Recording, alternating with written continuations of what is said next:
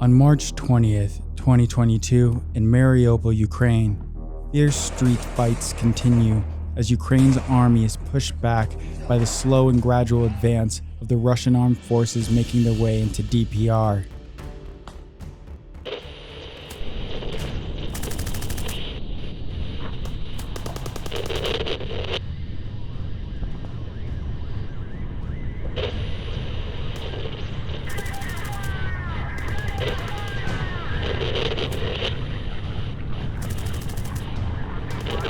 I want to take the time and give a thank you to all my Patreon supporters for supporting my channel. It's amazing people like you that help me continue to provide you with quality content.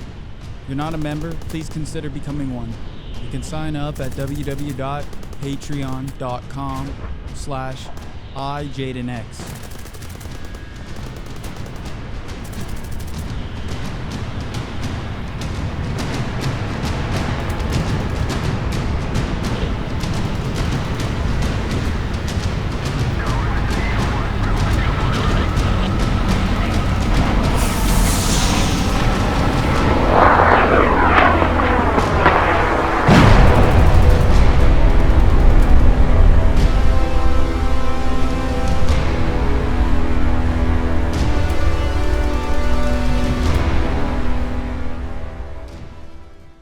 To the west of Volnovakha, the Russian armed forces took full control of a village called Stenop, an effort to take out the largest defense and communications center of the armed forces of Ukraine in the area south of Donetsk-Kharkiv.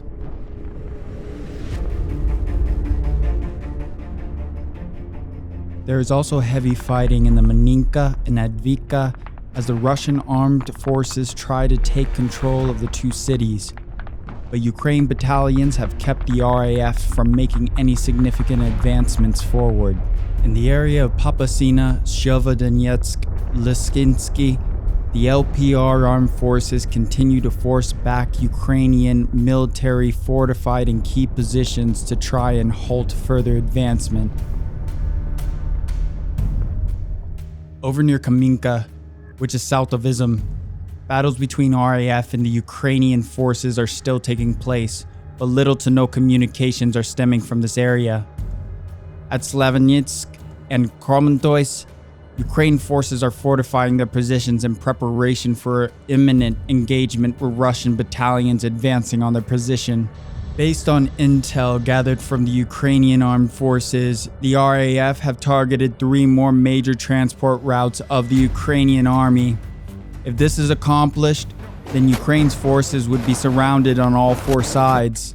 On March 21st, 2022, Putin announced that all armed formations of Ukraine, including foreign mercenaries, will have the chance to leave Mariupol if they lay down their weapons. Russia will guarantee that they have safe transfer to any region of Ukraine at their request. Starting at 10 a.m., Ukraine and Russian forces will also allow convoys with humanitarian cargo to enter Mariupol. They will also open all corridors for the withdrawal of civilians from all cities in an effort to prevent further civilian casualties. These cities include Kiev, Chernigov, Sumy, and Kharkov. This is where heavy fighting is to be expected. The RAF claimed that Ukraine's forces have been staging false flags by systematically shelling humanitarian convoys in an attempt to blame RAF, furthering a narrative of the Russian forces committing war crimes. But so far, 16,434 people have been evacuated to Russia from dangerous regions of Ukraine, including 2,389 children. In total, nearly 330,686 people have already been evacuated to Russia. Russian forces also claim that Ukraine's cities are still stopping any opportunities for Ukrainian citizens to evacuate. They state that there have been numerous appeals by citizens to official structures, public organizations, relatives, and friends, as well as acquaintances. Over the past day alone, 5,117 more applications have been received, and in total, there are already 2,716,436 of them in our database with specific names, addresses, already from 2,095 settlements of Ukraine. Along the Black Sea, Ukraine's forces have mined the beaches in preparation for land invasion by Russian troops by sea. In Mariupol, there have been mass looting and spikes in crime from Ukrainian citizens and Russian insurgents. Per reports from locals, around 80 to 235 innocent citizens have died every day.